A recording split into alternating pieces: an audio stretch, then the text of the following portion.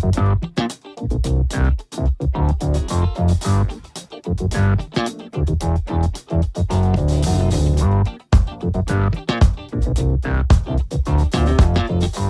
folks, and welcome to the Daily Ratings Podcast. It's a show where each week we'll sit down with Vincent Daly to get his thoughts on the latest movies he's been watching, both older films and new releases. And don't worry, there's no spoilers. Vince will give a brief review of the movie, share some thoughts, and of course, then rate the film. The daily ratings are always fair, honest, and most importantly, they're consistent. On today's show, Vince will be rating and reviewing The Transformers the Movie by Nelson Smith, Closer by Mike Nichols, Empire of Light by Sam Mendes. We have newly released Fool's Paradise by Charlie Day, and finally, Transformers Rise of the Beasts, directed by Stephen Caple Jr. It's going to be a great show, folks, so stay tuned and enjoy.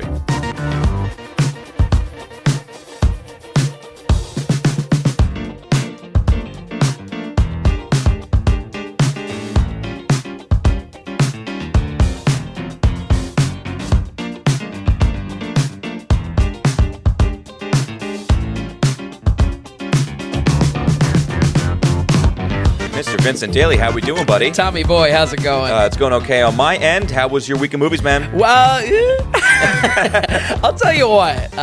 Was not looking forward to this week too much. Can't say it was a stellar week, but I'll tell you what. That Transformers 1986, that is a gem. I started watching it without any intention of reviewing it, and by really? I was like, we're covering this. This needs to reach audiences' ears. I put it on. Yeah, it's free on YouTube. So I put it on the newsletter, and I watched it as well. Yeah. Oh, really? I did. Yeah. Okay. Of course, I watched Excellent. it. Yeah, we have an array of movies here. I'm interested to see why you picked some of these. Yeah. But do you want to? When you say you weren't looking forward to it, it's because of the Rise of the Beast. Right? Unfortunately, yeah. And more so, just when I saw it pretty early. I saw it on a Wednesday screening. Okay. Yeah, I know. Until we get those screeners, I think Wednesday. That's about as early as Wednesday I is can do. good. They keep on backing it up more and more. I know. Like yeah. Thursday night started. They labeled it like fan event. Okay. Was it crowded? There was certainly fans. I'll tell you what. There was a hardcore old nerds and those Hasbro nerds. What are you gonna do with them? But yeah, until we get screeners, I think that's gonna be the earliest I can do. But when I saw it on Wednesday, I was like, should I just watch all of them? Should I just watch all? Because the you had Michael some Bay more ones? bandwidth. Yeah. Yeah, But I'm glad how this sorted out. No, I think this is fine. No one was asking for all of them. Sure. And I don't know that there's 8 of them. Yeah, too, and so it doesn't to fit be in a fair, 5 slot. It's technically in a different timeline. Yeah. So another thing I put on the newsletter is the way they came out as far as year release doesn't match up to actually chronological as far as storyline goes. Yep. I'll start there and Sure, kind of go over I think that's a great intro. The 1986 The Transformers the movie, it takes place in 2005. But it's so connected to the show, Yes. where it's like, just watch. You can go ahead and watch that first. But then it goes Bumblebee, as far as if you want to watch this as far as chronological order, Sure. not based on release date, storyline goes Bumblebee. Then it goes Transformers: Rise of the Beast. Yep. And then you get your normal ones. You have Transformers, The Mayhem, right? And then whatever it was, then Dark of the Moon, then whatever it was, and then the you can say that about Fan all of Transformer. 5. Who's the guy? Mark Wahlberg. Yep. His 2. You get his 2. Last Night and Extinction something. Yes, Age of Extinction, and then Last Night was 1. Oh, okay. Was the second one. Yeah, of I might his, have mixed up. Okay, good. All right. Anyway, So the decision not to watch them is already paying off. let's go back. This is 1986's The Transformers the movie, directed by Nelson Smith. Vin, how did you like this movie? I loved this movie.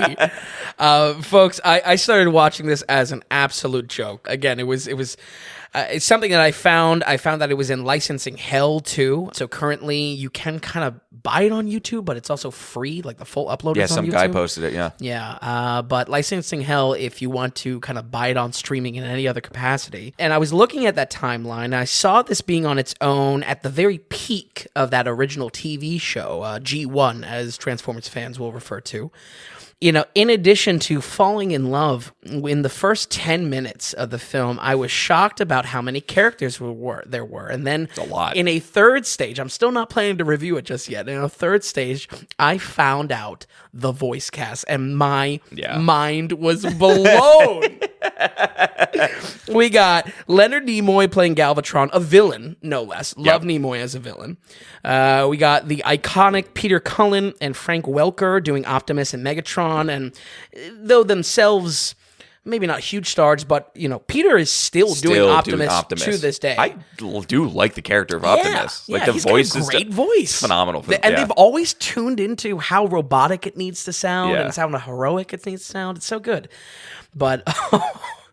We got Orson Welles. Folks, alert. Citizen Kane is in Transformers. Not only that, he's voicing Unicron, which is the biggest bad guy of the Transformers world. Yeah, it's the biggest baddie.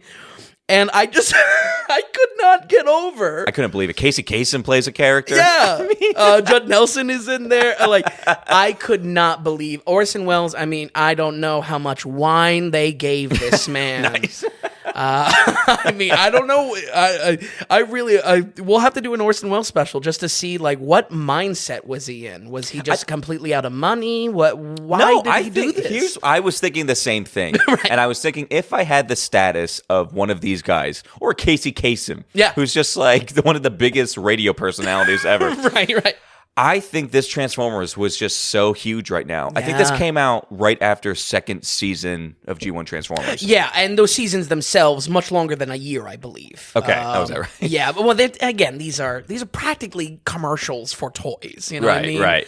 But so I think it's just electric right now, and maybe it's fun to go, especially in you're in the 80s. Mm-hmm. We're not used to the whole Pixar thing where it's cool to do this animation. I think maybe it was just cool. Maybe it was actually not looking for a check, and maybe it's just all right, that kind of sounds awesome. Yeah, let's do it. And, maybe it's a domino effect. It's okay, we got Leonard Nimoy, and interest some people. Get a little of this in, or then you get the big Orson Welles. Right. Yeah, and big on a whole different level big.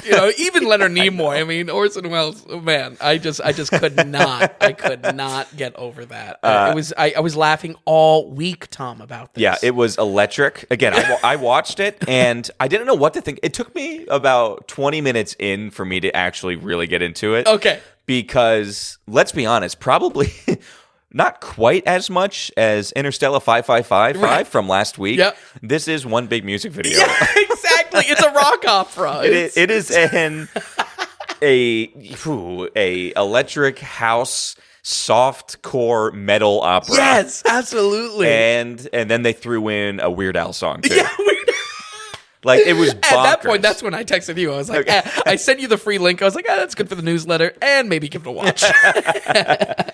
Get into it a little bit, Vin. Yeah. How'd you like it? I really did love this film. And it's in understanding that voice cast is what clicked for me. Also, a good tie, and probably the best tie I could have done as far as a single film to Transformers Beast Wars, because Unicron is the main villain in that as well. Kind of cool how it connects. Yeah, I was and noticing that. Correct me if I'm wrong, I don't think he's anywhere else in the franchise. So I was like, all right, that's the bookends right there. Seriously, though, this main voice cast is massive and largely the best part. Some voices can be in so bad it's good territory, I'll be honest. But others are legitimately great, and the ones that I mentioned are a part of that. Orson Welles, killing it. Yeah. Leonard Nimoy's Galvatron, killing it. Welker and Cullen, killing it. And I really enjoyed just how many characters there were on screen. It just felt like such a barrage of 80s, and in a very good way. No, it was really busy. Yeah, true. It was highly busy, especially you have rough animation with a ridiculous amount of characters, and then you have just this constant music, which is a banger. Right. It's no shock to why Vin like this one. or told me to watch it for Yeah. sure. But it's stimulating. It's sometimes I just wonder for kids, it's just like, are they going to be keeping track, or is it because I can't keep track? Exactly. I think unless you're a kid in the 80s watching this, I don't know if any of us have the attention span for it, because it is jam-packed. Yeah, it's busy. Yeah. I also really just want to highlight how much this movie rocks. I'm telling you. It is straight up a rock opera as a Transformers movie, is disguised as a Transformers movie. The Transformer is transforming into a rock opera. The opening rendition of the Transformers theme is face-melting. It's so awesome. The entire soundtrack is this screaming 80s arena rock songs, and then the entire score is just this wonderful 80s prog rock sci-fi. Yeah, a little synthy. Yeah, the synth you want.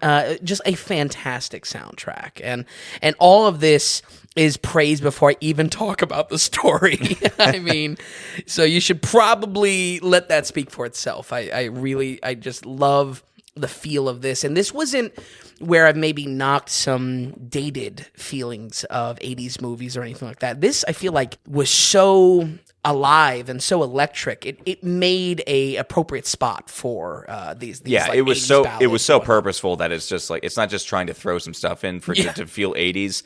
It was just, this was the point almost. It felt like it was the point. It was almost like, it's just like, oh, we'll just use the Transformers to do what we've been wanting to do. Yeah. Which is to make a rock opera space techno type thing. Right. Kind of anime, kind of not. Right. You like you said already, the year is 2005. And that alone kind of got me.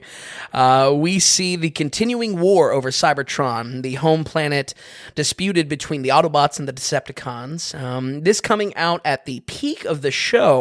There are countless, and I really mean countless, allies and enemies that shift the tide of battle.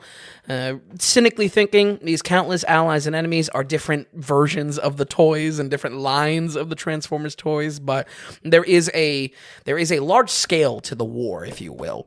But the greatest threat has yet to come. Orson Welles himself, Unicron, is a planet-sized menace that threatens all of cyber civilization. Folks, continuing with the praise, it's all action, baby. There is zero fat on this. It's an hour and 24 minutes, by the way. I don't think they rest once. I'll balance some of my praise and say that maybe the pacing is exhausting sometimes. And especially, like I said, if you're not a child literally in the 80s watching this with sugary cereals and keeping up with it. But seriously, there's just really great urgency to the plot. An early example is Megatron gets intel that a base is undefended. There's no questioning. He's there. Next scene, he is attacking the base. The action is there, and that is replicated throughout the entire script or the entire plot. Constantly, the moments of moments are just being... There's no downtime, and nothing is wasted in the brief 85 minutes or so. I don't know. I just was watching this. I was like, in no way do I want every movie to be like this, but for an action, the war for Cybertron, it felt like a fast-paced and very well-paced movie for that reason. Action movie. Yeah, no, for sure. It was moving. And in a film like this, you don't want slow parts. Yeah. You don't want slow parts at all, Kids actually. don't want slow parts. No. It's just, give me another song and let's go, really. Yeah, for real. Yeah. And that's what the movie is. On a very real note, though, all of these modern Transformers movies, including the new one this week, play keep away with what we all want most, a real war on Cybertron. I'll always give some praise to the 2018's Bumblebee for giving a slight glimpse to what that might look like, but it's only a single sequence. This is finally what I was looking for. This is the only Transformers film you need to watch. This is the war on Cybertron. Wow. That's all you need. It's about them fighting on their home turf and not getting lost in the human plot or the Earth plot to it. Okay, all right. I feel like that it just hit on just directly to the heart of what a Transformers movie should be. And it should be about why are the Autobots and Decepticons fighting in the first place. It's for Cybertron. So, like I mentioned, the comedy, the voice acting, and especially that 80s music can all kind of be seen in a realm of so bad it's good. Yeah, I think definitely. this could definitely fall into someone watching this and thinking it's bad, but still enjoying it because of the so bad it's It good. might be where I'm at. Okay. Because I got to appreciate how good it is in a way. Okay. But the problem is I don't have it's you have this wonderful kid aspect in you still Right. that can watch something like this and really enjoy it. And I Right. wish I had some of that. and because You do. I was sitting there Everyone does. I was sitting there really appreciating it, but being zero, and I mean like completely zero invested in Into what's any going on. of it. I think that's all right, though. So I was enjoying it on certain levels, Yeah. but not for the whole kink caboodle. Right. And don't get me wrong. Do I understand the politics between each of the robot races? You know, is it still just a commercial for toy lines? You Right. know? Right. I can understand on that level, but You get jazzed though when mechs go and fight other mechs. So Absolutely. like that's like almost kaiju like, action. Yeah, Yeah. That's like new blood in your pores almost. That's the transfusion. Right. Yes. But I think apart from that so bad it's good type of appreciation of this, I think this was legitimately an awesome kids film. It's super alive. It's super fun. Yeah, that's for sure. And you can see this in the kid character Dano. You know, the action that is packed into this film is not only a child's fantasy in the best way, but the type of scenes that they put Dano in. He's fishing with a robot, nonsensical. He then goes to a hover bike. A hoverboard, and he's floating around, and then guess what? He trips into a race car. Like this works on such a primal, like this is what kids want to see. That's where I kind of give it props on being somewhere actually in the good Yeah, spectrum. I was saying much like when we watched The Return of the King. Yeah. where I was like, I don't know if I want to if it's worth showing my kid this. This I was like, my kids. Oh, yeah. Again, Eat it up. It was in the back of my mind Yeah. of just where has kid movies gone today because this is electric. It's only fun. Yeah. It's only action. Yeah. And I think that, you know, analyzing this movie, I mean, again, I don't know. Something I can't get out of my head is that it is just a commercial for Hasbro. Doesn't bother me at all. Okay, well, there. Because it is a show. It's Yeah. like, I know we're all selling each other here, but That's true. it's fine. Yeah. It's content. But I think it's such a it's such a true to the demographic kids movie, and for little boys that just want to see action and just want us to have this rocking Yeah, it's so soundtrack. badass. I think it falls into a legitimately good category. Even the animation, I think, could be critiqued in its parts. I think for 1986, and especially for the slightly anime leanings, this looks like on par for something like Gundam or something that comes out in the mid 80s. Yeah, I would agree with that. But nonetheless, I think this is a incredible fan film. Once again, at the height of the popularity of the show, and seeing this as a kid would have been awesome. Honestly, made me want to check out the original series. And for a show that is literally one massive commercial for Hasbro, that's pretty impressive. Folks, you know me well. I will never give credit to what a film was. We're watching in the modern day. We say it a bunch, and it really is what I believe. But the point I want to make in bringing this up is that I'm telling you, the energy of that fan film, the energy of this coming out in 1986 comes through in watching it today. I could give two shits about Transformers. I love Transformers the movie. We're going to go ahead and give Transformers the movie 1986 a 72. Wow. 72. I love it. I wanted to give it more. I don't know if I can defend it any more than that. The best possible. That's a great Yeah, score. 72 yeah. is a very good score. Yeah. That's a good movie right there. Yeah. Pretty damn good movie. I think it was a great time. I'm okay with that. I don't know if I loved it as much as you. Sure. I did come away pretty positive of it, though, Yep. because it just was everything you said, basically. Yeah. I think it was just tough for me to sit back and get back into it and care Sure. about the kid's story a little Yeah, bit. yeah, but yeah. it was electric. It was badass. I will say it is like...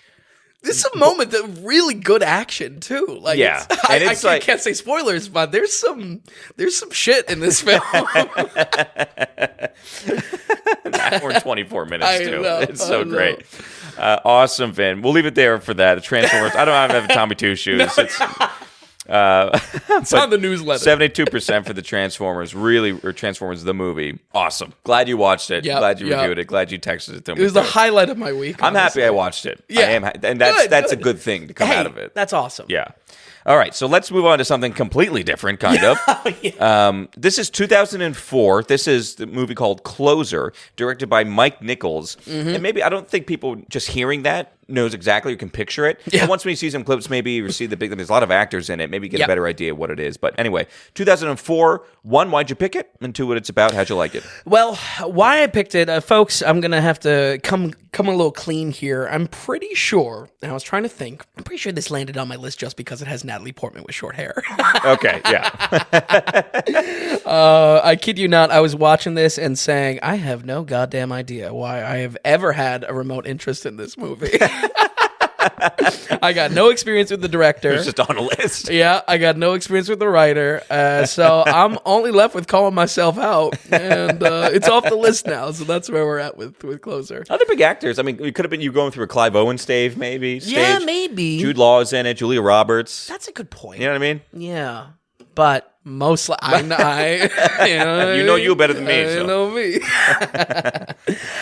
In Closer, this movie, I thought this was decent. I'm gonna have to kind of calm down a little bit off the adrenaline high of coming off of Transformers '86, but the movie is probably a slight watch just for the editing and how it layers relationships with this. We center on two couples in London, and seeing just how messy relationships can become. We have Jude Law, a writer, Natalie Portman, a stripper, Clive Owen, a doctor, and Julia Roberts, a photographer, and all have an intertwined relationship that we see crumble, rebuilt, and repeated almost exactly in that way. Why I say the editing's a highlight is because, kind of going off of a good rule of thumb in writing, only focus on your characters in the most important moments of their life.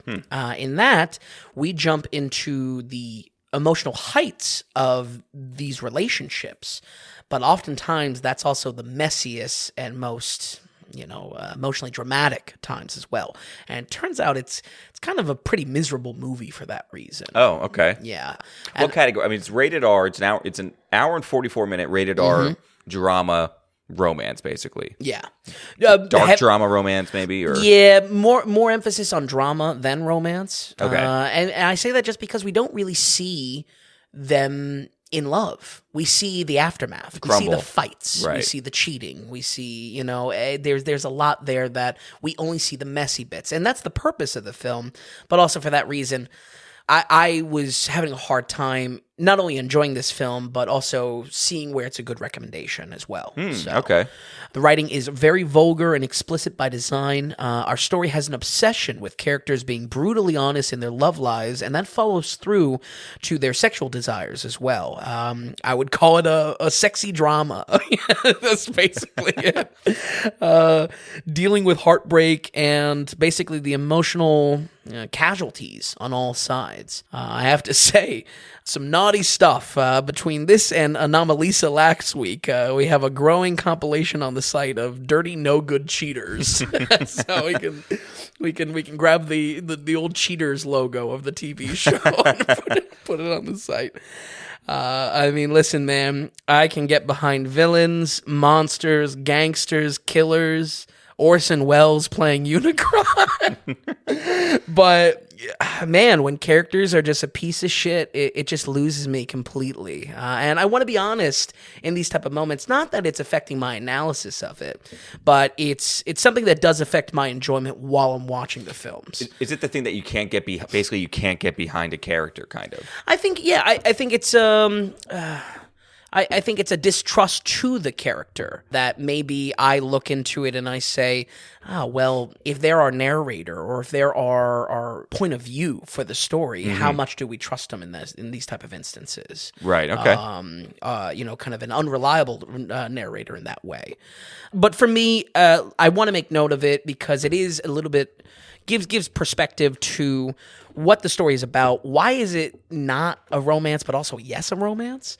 And more so than anything, just, make sure you understand what I kind of enjoy without it affecting my analysis of the film. If I can make a bridge here with this and Marriage Story. Oh, there it is. Classic. Is it in the notes? Psionic Tom. He's reading my mind. Classic. Sorry. Okay, so it's in your notes. What did you have? No. But basically, obviously, I just hear because Marriage Story, except for a brief intro and beginning and everything like that, you're watching things crumble. You're watching fights. It's not fun sometimes, right? But it's a must-watch, right? With the daily ratings, what are the commonalities and what are the differences there? It's hard to compare Marriage Story, and I'll throw in Kramer versus Kramer as well, just because they deal with a child custody fight. Sure. So it's a different. There's a very important element missing from that. I will say, though, in why I think something like that works and this doesn't work as well, it does work in ways, is that we don't see the hope for maybe something working out. We don't see the hope for the love in the relationship. And it's because of that editing style being interlocked with the screenplay to show us only, not the worst of the worst, but the messiest that the relationship falls into. That's where I don't think these work as well. Where with Marriage Story, almost strategically, you see basically the reflection on when the relationship works. And throughout the film, you also see little glimmers of hope of where it could work. And I think, if anything, like the salt to baking something, it is necessary to give us a little bit of hope to make the dramatic hit all the more, where this was just trying to be so edgy, so sexual, so vulgar, that it all kind of just blended into one kind of miserable drama, if that makes sense. That does. And do you think that there's also separation between them, because in this one you have four people just kind of doing bad things, being bad people, where in Marriage Story, weren't they kind of like, they were quirky and unique in their own way as human beings. Yeah. But really, it was just the relationship of these two people that wasn't working. Yeah. Absolutely. And I mean, like I said, it's a tough comparison just because there's a very important piece, plot, script-wise, with a child custody. The outcome of Kramer versus Kramer and Marriage Story, very different than this. But I think it can be a comparison to see why, even though this has the dramatic emotional beats as like a Marriage Story, doesn't work as well because it doesn't have that variation. We don't have a resting point to it.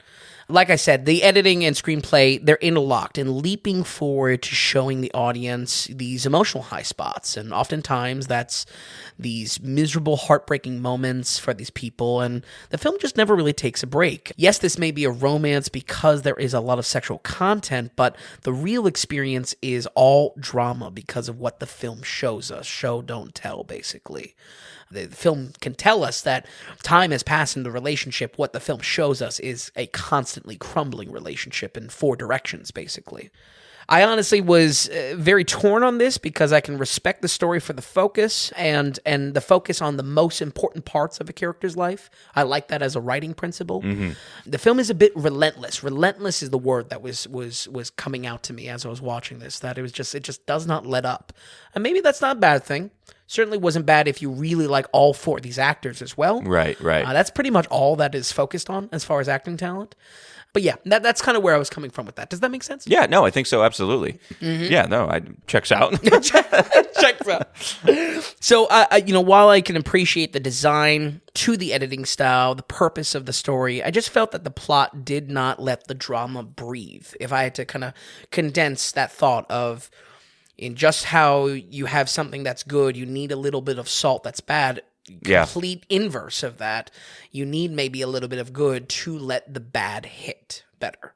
I think that totally makes sense. Yeah. You need to give them a little something. Yeah. You need to give us crumbs to keep it going. Exactly. Otherwise, it's too monotonous of one thing, and that one thing just happens to be kind of depressing or nasty or gross or vulgar, whatever. Sexy. I think that can be some enjoyment, but I just think exactly going back to our conversation with Marriage Story and Kramer versus Kramer, I think we need beats of hope. We need beats of maybe clean to the vulgar as well. Yeah. So here, those moments are filled with revenge sex and rebound hookups, and that only leads to more relentless fighting. Relentless is just what I came back to again and again with this. We're going to go ahead and give Closer 2004 a 63. Oh, wow. Okay. I'm almost surprised you got into the 60s. Yeah, I think the editing style was enough to grab my attention. Cool. Okay. For sure. Yeah, well-designed movie then, basically. Yeah, exactly. It had a purpose, for sure. Okay. All right. Well, we're going to jump ahead here. This is just 2022, just last year's. Yep. This is Empire of Light, rated R, an hour and 55 minutes from a director we both love, Sam Mendes. Mm-hmm. And again, though, I was surprised that this was just on the list this week. Yeah. So why approach it? How'd you like it? Yeah, I mean, with the amount of movies we covered last year, very little slipped through the cracks. And like we probably have discussed across many different episodes, not the best year for films. Yep, no, for sure. I wasn't going back to too much there. Great year to start the podcast. But yeah. Nice ramp here. The only movies that I didn't get to and I genuinely wanted to see was Marcel the Shell and Empire of Light. Okay. So we in the ongoing theme of cleanup work, I wanted to watch this week. Originally, though, back in 2022, this movie grabbed my interest for two simple reasons. I love Sam Mendes as a writer and director, especially with his later career in the Bond films and 1917 being a big highlight. Yeah. And where he's stepping into writing and directing, which I think is an important evolution for him. And secondly, I absolutely adore Roger Deakins as one of my top, if not my number one favorite cinematographer. Oh, he did this. Okay, that's right. Yep. So those were the two points there that I really wanted to get around to it. Beyond that, unfortunately, I didn't find this to be too strong of a film. Okay. Definitely a little Oscar bait. Not bad by any things, but a little forgettable and disappointing for that reason coming from these powerhouses of talent. In Empire of Light, we focus on a classic movie theater in a small British town that sets the stage for a quiet and emotionally tender story about a woman and her young black coworker. Hillary is played by the wonderful Olivia Colman. And Stephen is played by the relative newcomer Michael Ward, which I really did enjoy his performance here. Hopefully you can see more of Michael Ward. He's not in too much, but maybe this will give a branch into more dramatic roles and whatnot. The two of them have a drastic difference in age, in addition to their racial differences, but their souls are the same. Infatuated by quiet beauty and infuriated by injustice. They really are two sides of the same coin, and we see them really bonding in this kind of dying space of this old theater. And I don't want to use the term old soul, mainly because people say I have an old soul. I don't know what the hell that means. People always say that. I was like, what the hell does that mean? But they have this same kind of there's a kindredship between them. Okay. And that's what brings them together. This movie definitely falls into the theme of 2022 that the love of movies and cinema is core to our characters' growth, but isn't necessarily the point of the story. Of course, The Fabelmans was a prime example of this, actually playing into the characters' arcs in that movie. Here, it's slightly more than a background element, a flavor to the story, if you will, that doesn't exactly matter to the plot, but still is themed around a shared experience going to the theater. I think we can call, hopefully, that style or that little aspect of storytelling, and hopefully it doesn't follow us into this year, but, cinema nostalgia, especially coming off of the pandemic and whatnot. Do you like movies about movies or movies about people dealing with movies? I don't know. I don't know. The track record on the daily ratings is so good. Yeah. Like Babylon and Sure. everything. But Yeah. generally, I kind of like it built into the storyline a little bit. Yeah. I don't know. I like it, but it seems like maybe it's just it's a weird subgenre, I think. Yeah. I think it's- What comes to mind is like a Once Upon a Time in Hollywood or something like that. Oh, big time. Right. Yeah, that's one. Absolutely. Yeah, which realistically, I'm just not a biggest fan of. It's just something there that, I don't know, maybe I just don't like movies about movies. Maybe it's a subgenre you don't like. Yeah. Interesting. Yeah, Boogie Nights. That's the one exception. But that's about porno. So that's a different ballgame. But yeah, I think it fits right in that little, topic, that subject that was so hot in 2022, but also kind of gets lost in the shuffle with that. I feel like this really has many peers doing similar, if not identical things, and doesn't exactly make a case for why it beats them out. So again, not bad, but a little Oscar baity, a little forgettable for that reason. I would say what the film does do well in the romance is the film captures the difficult feeling of being watched and judged in love. Hillary experiences this through her social fears, being a bit older, creates an anxiety that compounds with a mystery mental illness that we open up the story with. And Stephen has to deal with much more real prejudice that is amplified by our time period being in 1981. It is a flashback time period. So the critical reception to this film was very scattered, mostly knocking it for not exploring these two sides of the conflict more. People really hated on this film because it felt shallow to it, and I can't exactly disagree with that. I'll admit that the topics of mental illness and racism are a bit shallow in this, but nothing I felt was outright bad. But in addition to the shallowness, I don't think too much is done to venture into new territory for the plot. Again, there's a quietness, there's a somberness to the film. It's something that you're going to watch and go say, okay. Yeah, it's 2 hours long. So, what are our characters working towards something, or are we rooting for them for something, or are we? Is it really just the story of these two people and their time together? Yeah, based kind of around theater a little bit. That's pretty much it. Okay. And it's kind of hanging out with these two souls that really click, and maybe some a growing acceptance to that as well in the romantic side. Right. Sadly, to me, this somber tone and the time we spent with the characters is not enough to me being really electric about it in the ways that this was on my list no matter what because of the talents behind it. So disappointing for that reason.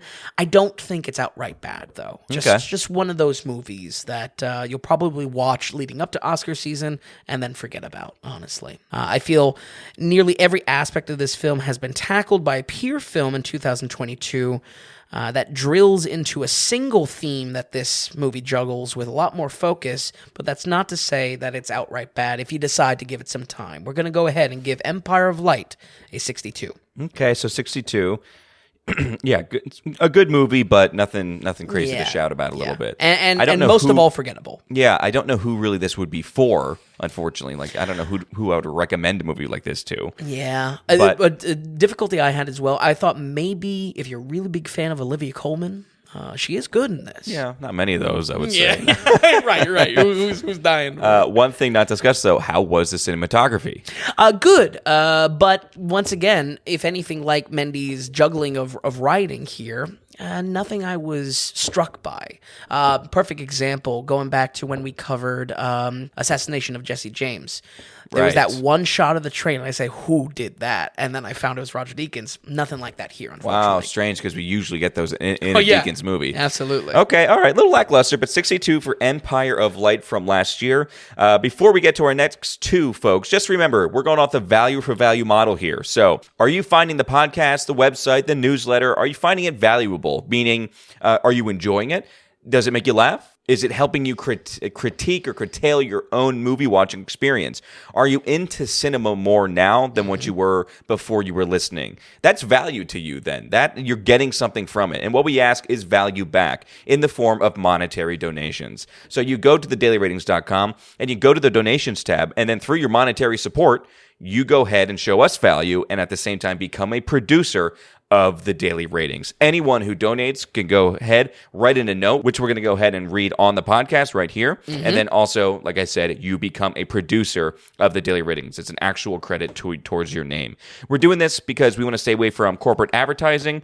We're also doing this because we don't want to deal with pay structures or pay walls or anything. Sure. It's all here for you. The content is all here. But if you do get something from it, you can give us something back. Mm-hmm. We don't want to sit here and pitch 3 to 5 products to you in a single episode because you become the product. It's not about us telling you about a product that we actually care about because we don't. It's really just trying to get numbers on our podcast. We take our numbers from our podcast and use you to the advertisers saying, wow, look at how many products we have that you can sell. It's not something that we want to operate. We don't want to deal with that, no. So it's a little bit different. It's called the value for value model, and we would love for everyone to participate and become a producer of the Daily Ratings. It's at dailyratings.com. You go to the donations tab, and all the info for it is right there. If you're interested in the newsletter, head down to the bottom of any page of the website and just go ahead, put your name, email in, and you'll be good to go. It's some great content every week, every Tuesday morning.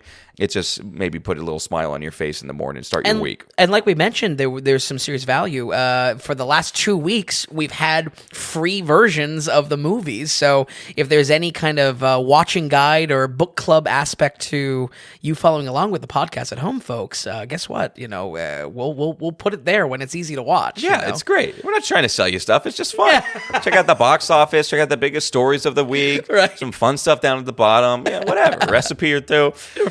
Anyway, you can find that all at thedailyratings.com. Please become a producer of The Daily Ratings. Become a part of the family. We appreciate you all so much. Now, with that, Vin, let's keep it going here. We are in the newly released, now in theaters. Mm-hmm. We'll start with the one that's kind of smaller released as far as number of theaters. Mm-hmm. This is Fool's Paradise, written and directed by Charlie Day. Yeah. Why this one, and how'd you like it? Really, just for that factor that it is the directing debut of Charlie Day and the first feature film in his writing career. He's, of course, written for Always Sunny and I think Mythic Quest. I don't know. He has other kind of TV shows that he's written for, but this is the first feature film. Interesting. And this was a movie I wanted to get back to back in May. Never got the chance before it fell out of theaters. Oh, it's not in theaters right now. Yeah, it's in this gray area that it's probably in some theaters, but they're doing the home release. Okay. So. Well, it still counts as new release. So, yeah. I mean, it's a mid-May release. I think we're good as far as the timing. If it wasn't for Vin Diesel, I would have got to it. I really like the trailer for this, by the way. Oh yeah. And forget to mention that also Ray Liotta is in it. right. Which I was just like, whoa! I thought the Cocaine Bear was the last film. What was in that marketing? He's clearly in it in a later release, so I don't know what that was talking about. But I liked the trailer, and it felt like the feel of this movie was pretty good. So I'm excited to hear about it. Yeah. During that time, though, that it was out of my sights, this picked up some very surprising reviews online, and I actually kind of want to open with it because it's a little bit of what the hell are they talking about. But it's got a 27 on Metacritic, 16 on Rotten Tomatoes, 16, and half a single star on Ebert. I mean. Really? So that's when I was like, oh, I gotta see this now. I gotta see what kind of train wreck this is. And sorry to disappoint folks, this movie isn't god-awful. It's just kind of mediocre. I don't know why people were taking out their... Yeah, what the hell? Yeah. There's big names in it. Jason Bateman's in it. Yeah. Ray Liotta, like we said. Adrian Brody. Kate Beckinsale. Mm-hmm. Come on. It's a satire of Hollywood. The only thing I can think of is that people got some feathers ruffled because of this. People took offense of it. Satires. It's a dicey one. We go back to wow. What was the one with Leo? The Adam McKay one. Oh, yeah. Don't look up. Oh, yeah. But people get ruffled. People don't like satire. No. It's not ruffling feathers. That was just a bad movie that you were under the weather or something when watching. But yeah, in Fool's Paradise, we have a mentally ill mute man played by Charlie Day that stumbles into Hollywood. Day's character is swept away by the swindlers around him, and without a voice to say no, he becomes the acting star Latte Pronto. This movie is trying to be a satire of Hollywood, but specifically to the type of leeches in show business that it will attach themselves to anyone regardless of talent, just on the rumor of talent or the rumor of popularity, basically. Everyone around them just kind of talks themselves into showing their idiocy because they feel they need to fill the empty air around him with him being mute. So, though there is a big focus on Charlie Day playing this character, he actually plays two characters. Really, all this big cast, that's the highlight here. If you like, a handful of people on there, maybe give it a watch. It's a lot of people. Really, they're the ones holding the comedic talent here for how much they talk and how much, it's just not getting bounced back by Charlie Day's character. Day is really trying to do his best Charlie Chaplin style comedy with this character. There's a lot of physical comedy. Jokes are set up around him not speaking in situations, kind of an awkward stumbling. With that silence, it's kind of taken as artistic brilliance in the story, despite plenty of other characters giving this comedic setup some some variation, giving it some meat on the bones, the film stays in this kind of awkward, stumbling tone for the whole duration. And I would say this Chaplin-style routine, however, is where I could see it losing most audiences. It's old-fashioned comedy and sometimes just isn't the funniest. I think the satire of this film fails for two reasons. First, it takes place in modern Hollywood with jokes around method acting and superhero films and everything, but the feel of the film does not translate that way in adding to this out-of-place Chaplin-style comedy. You can hear it in the score, in the soundtrack. I don't know, it's going for like this whimsical, kind of almost classical Hollywood feel, but not a classical Hollywood setting. It feels like it's mixing two time frames. Yes. What you're seeing is like modern day Hollywood, but the feel of the movie is more of a golden age almost. Absolutely. And you feel that in the sound. You feel that in Day's character, Latte Pronto, being this... I mean, some of the physical comedy is right out of a Chaplin film. Right, okay. He sits down at an agent meeting and he knocks over the thing. And, it's just... I don't think it's not... I don't think I found it annoying. I just don't think it's, like, super funny. Yeah, no, for sure. Yeah. Secondly, as well, with that satire, there is very little bite to the satire itself. I found myself laughing at some of the more outrageous caricatures here. There is a great skewering of Jimmy Fallon. That's the one highlight. It's like a nightmare version of Jimmy Fallon's show. Just how much people are laughing. But there really is a shallow reveal at what this all pokes fun at. Once again, I found myself confused. I mean, I did not feel this was that bad. It wasn't great. But it was just kind of like, okay, yeah. Not half a star, not 27%. Yeah. Not 17%. Yeah, exactly. So the film has a massive cast, though, and almost too many to rattle through, with full-on Hollywood stars to fellow comedians in Day's circle. I think this was also another highlight. If you are into an improv scene, if you're into a podcaster scene, if you're into seeing Always Sunny co-stars in other spots, the cast really has a lot of highlights, and because Day himself is not cracking jokes per se, they're given a lot of room to be funny and play a lot of variety of characters in Hollywood. These everyone's a leech basically. I would say the variety of this cast, all of them in comedic roles, was a very big highlight for me. Adrian Brody was great. Okay, yeah. I didn't expect him to be in such a comedic role, so I really enjoyed that. There are some cute characters constantly thrown in the mix, and where Day's performance could be lacking in spots, I think the variety here could land it into a positive rating, at least slightly. This also, like you said, includes Ray Liotta. What the hell was Cocaine Bear's marketing talking about? Because this is clearly... And why were they not talking about More Fool's Paradise? Right, they might as well. I think this might be the last film to see Ray Liotta. They should have just said the real last one for Ray. Yeah. Now, I can't say it's a strong recommendation, but like I said, it's mostly for just not having enough bite in the satire. By no means a bad movie. I feel like I'm repeating myself saying by no means a bad movie. And yet another case of kind of what the hell are people talking about online? I would say...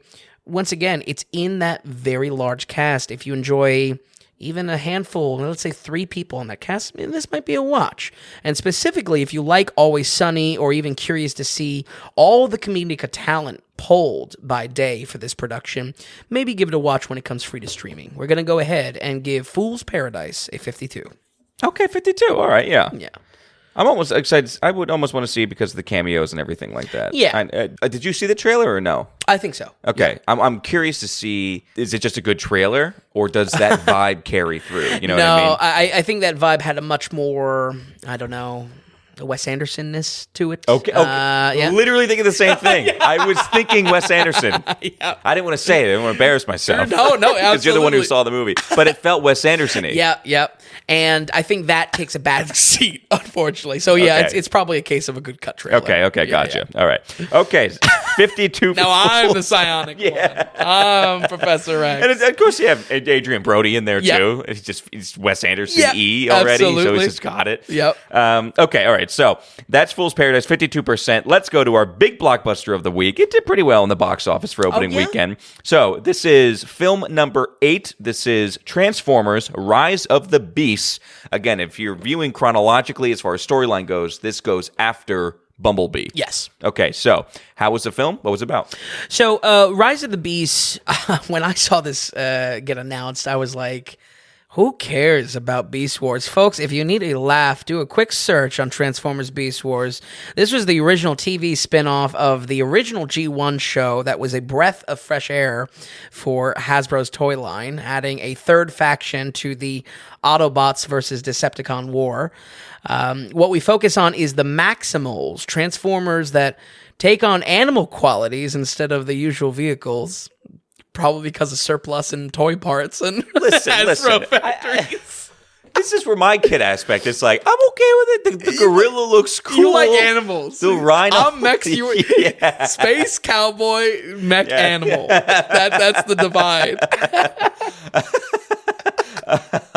I would say, but I don't know. They look cool. You know, I like the CGI a little bit. Yeah. Could you go through? I think all the naming of everything is ridiculous. Maximals, ridiculous. Yeah. Even with the Decepticons, stupid. Right. It's all very childlike. Yeah. If you could just, so this is birthed out of second round of TV series. Yes. When does this TV series come out? I believe pre-2000s. It's all CGI, and that's where I say give it a quick Google search because the CGI is ugly as sin. So G1 is normal Transformers. Yes, that's like 81 to 87 or 88. Right. If you're a kid in the 70s or 80s, this is your show. Yep. This is huge. Okay. Yep. Transformers Beast Wars basically is your first reboot of it. Okay, gotcha. And there's plenty after that, but this was a big one for it. Okay. I mean, but it's it's in the outrageousness of Beast Wars and how it looks. Who thought it was something that they could adapt again? I mean, it is borderline nightmare fuel looking at this original CGI. And granted, you know, it's some of the first to do it. So hey, credit to the production team. But man, yeah, not looking good. So, like I said, I saw this on a Wednesday in kind of a fan event, quote unquote. To my many surprises, there are a lot of fans of this. Yeah, I saw some grown ass men hooting and hollering over some Transformers, which I just didn't expect. So they've been with it since the early 80s. Some of these guys, exactly. When you're born in 70, the show's still coming out when you're in peak 10, 11, 12 years old. Absolutely. Yeah, probably even more than comic books at that point. Right, right. So no hate on that. Don't get me wrong. I love that, honestly. It was surprising as all because, again, my understanding of the show is that it just looked terrible, and I didn't think there were any fans for Beast Wars, but I was wrong. As far as reboot goes of movies, no one was asking for the Mark Wahlberg ones. People certainly weren't asking for these. Yeah, true that. Absolutely. I feel like Hasbro had to do basically damage control from those movies, and that's why Bumblebee and this are in its own like little pocket timeline or set before. Directing here in this live action remake is Stephen Cable Jr., who we cross paths with unfortunately the worst of the Creed movies, Creed 2. Yep. I think Cable Jr. does put a lot of life into the first 30 minutes of this film, and we'll go into a little bit of what the nostalgia is around, that I think he's able to bring a lot of personality to an otherwise, kind of very corporate blockbuster. Unfortunately, that does get pushed to the sideline once we get into the CGI mashing mech fest, basically. Okay. So, in Rise of the Beast, Optimus Prime meets up with Optimus Primal and must team up they must team up unless in facing inevitable destruction. The looming threat is the biggest baddie of the whole damn franchise, Unicron, the Chaos Bringer. Regrettably not played by Orson Welles, or even some AI voice of Orson Welles. I really would take that as much that was turn him in his grave. This launches the biggest MacGuffin hunt you have ever seen, folks. They gotta get a key, then that key becomes 2 keys, then that key becomes it needs a code, and I was just saying, someone kill me. Oh man. I think, again, like I said, first 30 minutes, there's a lot of personality to this film. Man, does the actual function of the story it's so Slows. So cookie cutter, though. You know, I mean, these nonsense keys, and then, oh, man. I mean, you got the biggest baddie. You want to do some cool stuff with it. Yeah, exactly. And then to have it fit into such really by-the-books type of MacGuffin hunt going after it. We get a guy and a girl, Noah and Elena, helping the Autobots track down the key and keeping it out of the bad guy's hands, basically. Just like Bumblebee took place in the 80s, this movie picks the 90s as its setting and is packed with 90s nostalgia and needle drops. But to my surprise, almost identical to Bumblebee, this section was far from terrible.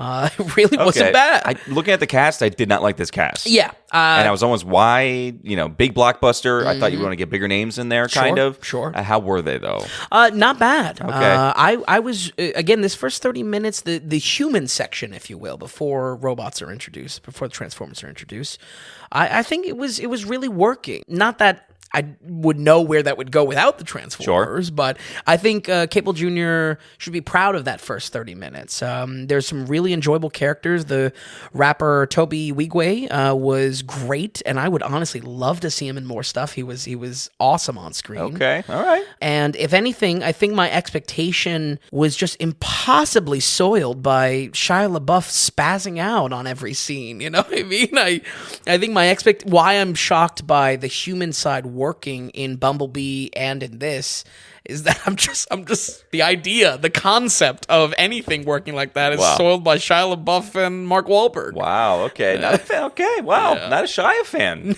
Not a Shia fan for the originals. You know, I'm not a Shia fan. But once this big MacGuffin hunt kicks off, the key to intergalactic travel, things get just so formulaic. This honestly lost every ounce of my attention. Wow. It gets really formulaic. So much so that I could probably walk out of the film and guess every plot beat. A lot of writers on it too, by the way. Oh, I bet. This is a committee. This is a committee script for sure. The introduction of Maximals is a perfect example of this. There's just nothing remotely interesting done in the movie, and nonetheless, nothing done for the whole point that the fans were coming out. They wanted to see the Beast Transformers. I honestly feel bad for the fans of the Beast Wars because the Maximals are so underwhelming in how they're used creatively, other than like fights, and they get a fraction of the screen time in their own damn movie. We have a Black Widow situation where these, the main Transformers that we know, Optimus and crew, they get more runtime than the film that's named after the Beast Transformers. Right, not a lot of Beast. Yeah. Not a lot of Beast in the film. Maximal. So yeah, I don't know. I would be interested to hear from any folks at home if you are a fan of the Beast Wars show. They are out there. Yeah. Like I said, not my bag. Maybe I apologize for crapping on it a little bit, but I don't know. I just felt if you're seeing this film, I'm curious to hear did this do it for you? Because I feel like they got 1/3 of the showtime when it's their movie. You know what I mean? Yeah, no, absolutely. Almost I want to see some mech animals. Absolutely, yeah. To the point that I would almost say, take Optimus out entirly. Yeah. Let it only be the Maximals. I don't like that. No. No. Optimus Prime's a cool character. Okay. Yeah. You're ruined for this. What you could do is have more action. You could drop some of the key surgeon, go for action. Yeah. Again, I didn't see it. Maybe I'd love it. Maybe I'd love this film. I don't know. The action all feels very weightless, though. These are massive robotic creatures that are now animals, too, and ferocious like animals in how they move. And the impact on the screen is still so weak. This is my critique for all of the Transformers films. It could be anything from weapons clashing to bot-to-bot contact to using an object as a weapon. The feel and the sound is wrong in all of these. A perfect example. Interesting. Okay. Is Optimus has an axe weapon that he wields out. It's like red hot when it comes out. Right. It looks awesome. It's a giant goddamn axe. Yep. And when he collides with it, it just feels and it sounds so tinny and weak and has no weight behind the CGI and the design. Listen, folks, I'll leave my praise for Pacific Rim if we ever revisit it, but this shit was figured out 10 years ago. If you want your giant robots to have weight, if the fights don't feel big, if it doesn't sound powerful, your action doesn't work. It's got to have weight behind it. And I feel like all of these Transformers movies, they're too weightless. Cookie Cutter is a good one as well. Yeah. And if the action's not there, the action's not there. Yeah, exactly. It's just for me, I just never, even though it's faster paced sometimes, and can play into more, I don't know, phonetic type of action sequences between these, CGI figures. Sure. I just feel like it would be so much better if we felt the weight of what these are, giant robots, what I mean? And that's why I say, like, this shit was figured out. I don't disagree with that. I think it's a problem with modern day blockbuster Hollywood too, kind of, where you just kind of get that, to the point where King Kong and Godzilla going at it. I find their final fight, hey, who doesn't like to say two monsters going at it? But it just doesn't have any weight to it. 100%. It's a bit cookie cutter. I don't know, with this one, if they're this classic city where you're just killing tens of thousands of people, buildings falling over, what I mean? Luckily, they get down to Peru pretty fast, so I guess we don't care about that. But I think it's all too common of a weightlessness of badass characters on screen, not really doing anything to impress. Right. And it's a perfect example. When you think about a fight between Kong and Godzilla, what, you want them to, like, barrel through a building? Well, when that building doesn't have any weight to it, it doesn't feel real to the audience. And I think it falls on sound design as equal as action design. You know what I mean? I think that's a great note. Yeah. Because that's something that we've definitely picked up on big time. Of those little things that just throw it off a little bit. Right. Yeah. So maybe that could boil down to a preference. If hardcore fans of Transformers, maybe they like that more kind of, it feels like toys maybe bashing each other. Clicky, plasticky. Instead of actual, big mech robots. But yeah, that's my perspective on it. So specifically, though, I did not feel as strongly about this in Bumblebee because I think there was less group action and action overall. Here, the fights are so large in scale and trying to be so Infinity War Endgame level to the action of the movie, it really just loses me altogether. I'm sorry, but one of the worst artifacts from Marvel movies is action scenes just being a line of characters running at a line of characters. I feel like that is my least favorite type of... I don't care how big scale it is. I don't care how epic it looks. Ties back to that weightlessness. Things fail there. Yeah. And that goes all the way back to Civil War with when that started with Marvel, and it hasn't gone anywhere. Now, granted, like I said, we got some fans in the crowd on this one, and there was a lot of hype from these type of scenes, these type of line of characters running at line of characters action sequences. So there was a surprising amount of cheers. So if you really love the original Beast Wars TV shows, this might do it for you. But honestly, for me, I thought this was a very weak film, shaking none of the criticisms I had in past for the franchise, and more importantly, splitting the time with new characters and having the same old stuff that we have seen for 6+ movies. We're going to go ahead and give Transformers Rise of the Beasts a 43. Ooh, 43 in the 40s. Okay. Okay, well, it's worse than normal Transformers, which has a 57 on the daily ratings. Whoa! I tried my best not to... Yeah. That was an early add-on. I stand by that. I stand by it. I think 57 is fair. Maybe even a little bit more generous on that. 43% for Transformers Rise of the Beast. It's a shame because, I don't know, something about the Transformers I kind of like. And I just think it just could have been done better. Yeah. Because you have space you could be dealing with. Yeah. You have other planets you could be dealing with. I just feel like it could be like a mech Marvel, but better than Marvel. Like, just do it right. Fair. It could be badass. I mean, it's not that badass. Yeah. It's just not. Yeah. You could have epic space mech adventures. Right. And that's where I go human back. elements, sure. To that first film is like, all we want is the war on Cybertron. They have failed 7 times at giving us the war on Cybertron. Yeah, and just like with this, where you have not Unicron. Is it Unicron? Is the big baddie? Big guy, yeah. If you're going to reboot Transformers, do it in a trilogy. and Sure. like lead up to it. Sure. You know what I mean? Yeah, And absolutely. then make it our end game. Make that Thanos. Make that the Thanos. Absolutely. And just build to it and actually try to do something. This just seems like a one-off. I'm sure it's not a one-off, but I feel like it came and went. And Already. no one was talking about it. No one was asking for it 3 years ago when it got announced or whenever the hell it got announced. Yep. You know what I mean? It definitely is also getting lost in the shuffle of nerddom for Into the Spider-Verse. There's a lot going on. And as yeah. far as Hasbro goes, you know, they kind of had a fail with Dungeons and Dragons just 2 months ago. For sure. It's just give it a rest. Give it a rest, Hasbro. Yeah, I don't think they will though. I think they are just gearing up. But yeah, that's really my thoughts on it. But unfortunately, it really is my thoughts on all of those Transformers. And to tie back to the beginning of the episode, that's why I really wasn't doing the franchise homework with this one. Yeah, because like the action and how the mechs feel, they're so weightless. It would just be repeating it for 6+ movies. You know? I started after I finished up the Transformers the movie. I started a Bumblebee because I was like, I'm gonna watch these in order. I'm gonna do this on my own. Whoa! Boy, that lasted 8 minutes. I mean, John. Oh, wow. Well, you put John Cena on screen, and I'm just like, I'm out. I don't even need to see Haley Reinhart, who we talked about previously. We both like Haley Reinhart. Steinfeld. Yeah. But boy, no, thank you, John Cena. Yeah. No, thank you, John Cena.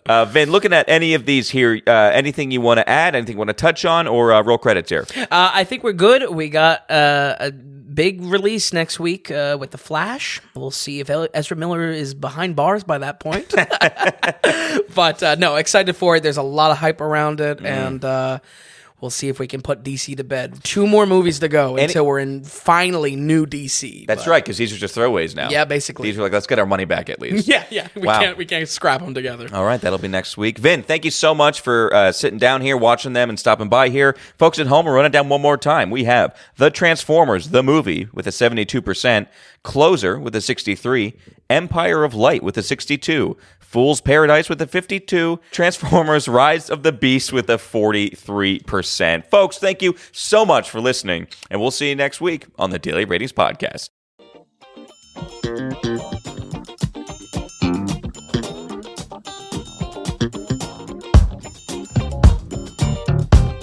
If you enjoyed the podcast, if you would, give us a good rating or tell a friend about us. If you're wondering if a film is worth a watch, or if you just like to see more movie ratings from Vince, be sure to stop by thedailyratings.com, where we have our ever-expanding catalog of films. Also, if you found value in the podcast or our site, become a producer and go to the donations tab on thedailyratings.com. You can donate whatever amount of value you feel you received from us. We're looking to build this into something large and great, folks, but we also want to be independent from those corporate sponsors, so we greatly appreciate any support from you all. So thanks so much, and we'll see you next time on the Daily Ratings Podcast.